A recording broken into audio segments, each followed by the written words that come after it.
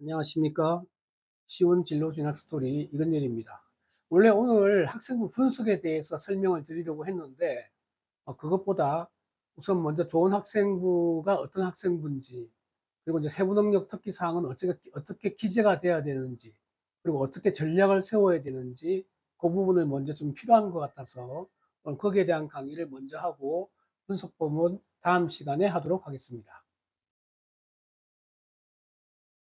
우선 좋은 학생부와 나쁜 학생부라는 표현은 좀 그렇지만 굳이 구분을 하기 위해서 우선 나쁜 학생부라고 이야기를 하겠습니다. 이게 구분을 해보면 결론적으로 말씀을 드리면 좋은 학생부는 각 이 학생의 개별적인 특성이 좀 잘 드러나야 되겠죠. 그렇죠? 하지만 좋지 않은 학생부 같은 경우는 학교의 행사나 학교가 잘 보이는 거거든요.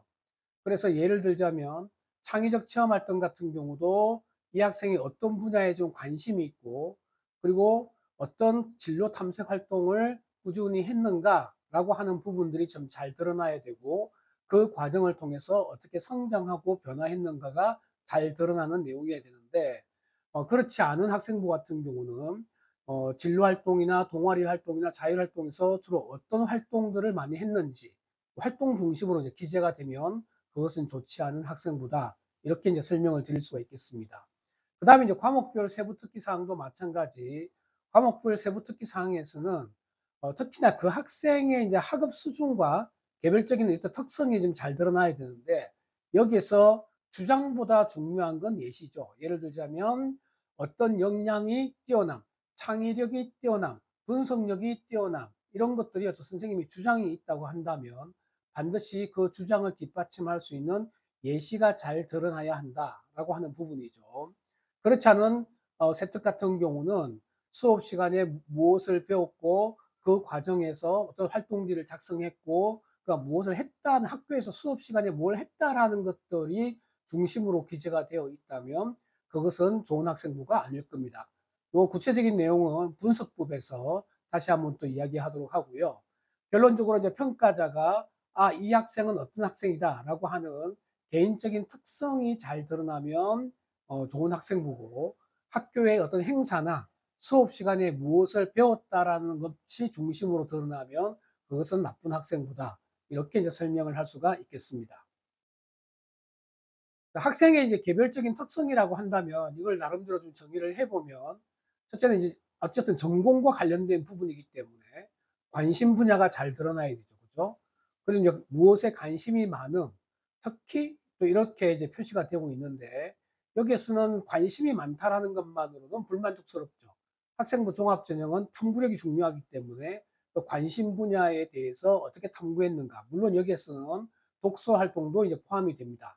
그 다음에 이제 왜 이 책을 선택했고, 왜 이 활동을 선택했고, 왜 이런 탐구 보고서 이 주제를 선택했는가라고 하는 이제 동기, 이런 것들이 중요하고, 그리고 이제 과정 중심이잖아요. 그죠? 이것을 이제 수행하는 과정에서 이제 배우고 느낀 점을 중심으로 기재가 되는 것이 좋다 하는 부분이고, 또 하나는 개별적인 특성은 각 대학이 가장 보고 싶어 하는 것은 이 학업 성취 수준인데 등급만을 의미하는 것은 아니죠. 내신 평가에서 등급을 어떻게 보는가라고 하는 부분은 충분히 설명을 드렸고, 여기에서 말하는 학업 성취라고 하는 것은 같은 수업을 들었다 하더라도 그 수업에서 이 친구가 어떤 잘 드러나는 역량들, 특히나 실험 설계 능력이 탁월하다, 그 다음에 무엇을 보아하니 어떤 창의성이 뛰어나다, 비판적 사고가 뛰어나다 라고 하는 그런 어떤 특성들이 잘 드러나야 된다라고 하는 겁니다. 우선 이제 학교 생활 기록부는 이제 크게 보면 이제 팩트가 있죠. 사실이 있습니다. 그죠? 그리고 또 하나는 주관적이기는 하지만 선생님의 어떤 관찰 평가 내용을 중심으로 기재가 됩니다. 그래서 학교 공통 내용은 어떤 활동에 참가함, 그 다음에 어떤 토론을 진행함, 그리고 어떤 수업에 참가함, 이런 식으로 아마 기재가 될 겁니다. 쉽게 말해서 나만이 아니라 다른 친구들에게도 똑같이 기재가 되는 이런 내용들, 이런 내용들을 우리가 그냥 공통 내용이라고 이야기를 하죠.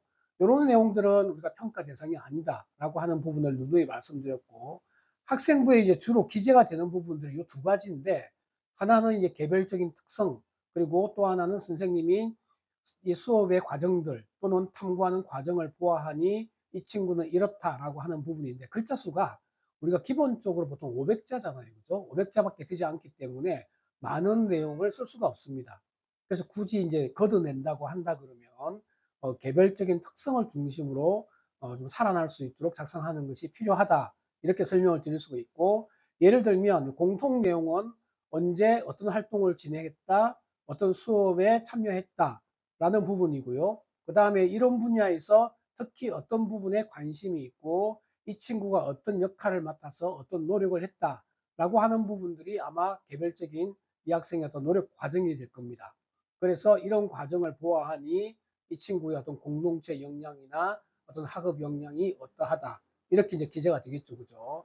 그래서 여기서 가장 이제 중요한 것은 이 개별적인 특성에 관계되는 이야기가 좀 잘 살아날 수 있도록 이 부분은 좀 살리고 다른 부분은 좀 줄여도 된다. 그런 이야기가 되겠습니다. 다음은 학교 생활기록부 내용은 어떻게 기록되는가라고 하는 부분이 중요하겠죠. 그죠? 여기 보시면 서술형 항목으로 기재되는 것은 교사가 직접 관찰 평가한 내용을 근거로 입력을 해야 되죠. 그죠? 근데 이제 더 중요한 것은 학생이 직접 작성한 자료, 예를 들어서 동료 평가서, 자기 평가서, 그 다음에 산출물들, 이런 것들을 기준으로 해서 활용할 수 있다. 이렇게 지금 나와 있단 말이죠. 그럼 이게 이제 중심인데, 동료 평가서 같은 경우는 모둠으로서 뭔가를 할 때, 그 친구가 보여준 어떤 역량에 대한 평가죠. 물론 이 부분에서는 공동체 역량에 대한 평가도 가능합니다. 그죠?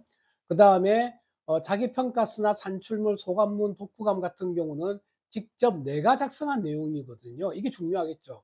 그럼 그 속에는 나의 관심 분야, 지적 호기심, 동기, 과정, 이 과정을 통해서 배우고 느낀 점, 즉 다시 말해서 선생님이 보지 못하는 내용들, 그러니까 학문적으로 내가 무엇을 잘 이해하고 잘 배웠다라고 하는 내용과 그 다음에 정신적으로 무엇의 중요성, 무엇의 필요성을 깨달았다라고 하는 부분은 내가 적지 않으면 선생님은 모르십니다. 그래서 이런 것들을 산출물을 통해서 잘 드러낼 수 있는 것들이 중요하다라는 이야기가 되겠습니다. 자, 그 다음에 이것은 이제 교육부에서 나오는 교과세특 기재 예시 자료 중에 이제 일부인데, 이 부분을 가지고 제가 이제 예시를 한번 설명해 보겠습니다. 자, 첫 번째 봐야 되는 부분은 이제 학생부 구성 내용이거든요. 그래서 학생의 이제 성취 수준이 색깔을 한번 보시죠. 이렇게 파란색으로 되어 있죠. 예를 들어서 감염성과 비감염성 질병을 잘 설명했다. 그리고 이런 내용에 대해서 잘 서술했다. 라고 하는 부분을 이제 성취 수준으로 이야기를 하고 있습니다. 그 다음에 초록색은 수행 과정 및 결과. 이 초록색으로 되어 있는 부분들은 수행 과정에 대한 이야기고요. 자, 역량이 빨간색입니다. 그래서 이 역량은 정거를 바탕으로 추론하는 능력과 실험을 통해서 지식을 구성하는 모습을 확인했다. 교사 관찰 평가 내용이죠. 그죠? 이렇게 되어 있고, 그 다음에 검정색 같은 경우는 교사 총평입니다. 사실 이건 두 갈식이에요. 탐구 활동에 열의를 갖고 참여했고, 그 다음에 사고력과 탐구 능력이 향상됨. 이렇게 두 갈식으로 써주고 그 밑에 내용을 풀어주는 거거든요. 근데 여기서 이제 또 하나 이제 중요한 포인트는 뭐냐면 이 내용을 어떤 내용을 중심으로 기재해야 하는가라고 하는 부분인데, 바로 교육과정의 성취 기준과 그 다음에 평가 기준을 중심으로 기재가 돼야 된다라고 하는 부분입니다. 그래서 예를 들어서 이 단원의 평가 기준을 보면 질병의 원인, 방어작용, 감염성 질환, 이 부분에 대한 것들이 교육 성취 기준이고, 또 하나는 백신의 작용, 혈액형 판정 원리, 이런 것들을 항원 항체 반응과 관련지어서 잘 이해해야 되는 부분이고, 그 다음에 백신으로도 예방하기 힘든 질병에 대해서 이제 설명할 수 있다.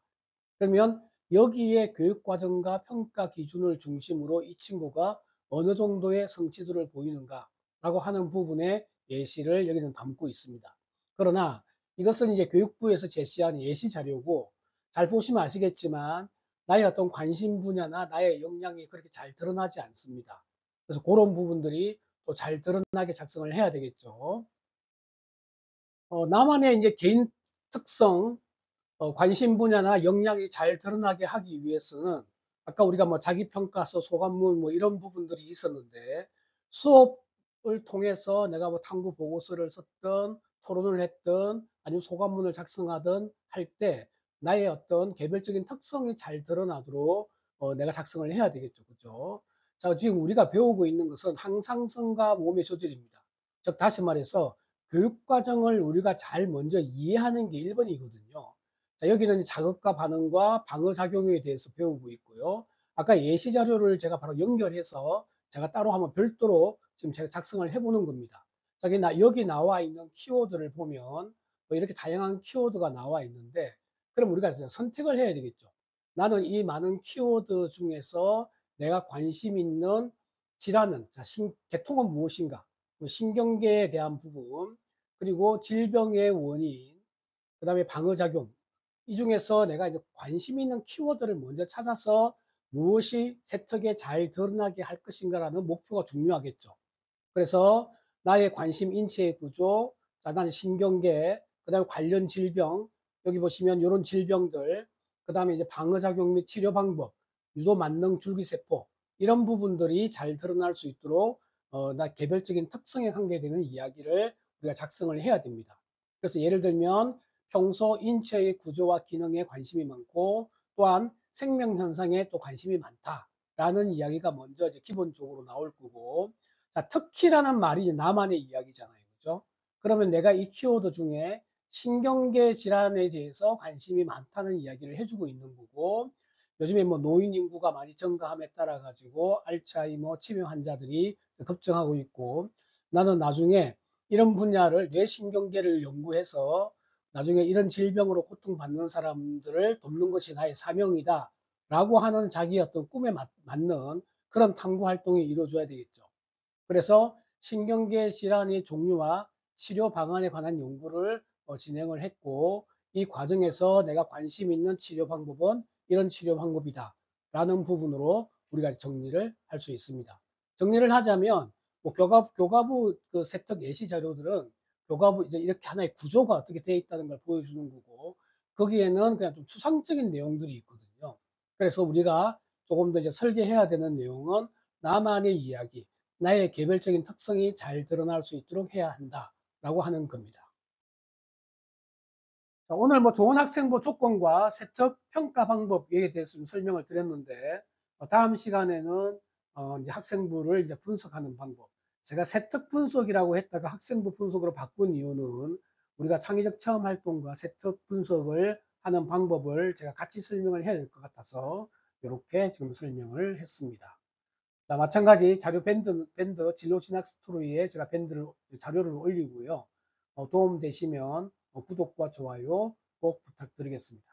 감사합니다.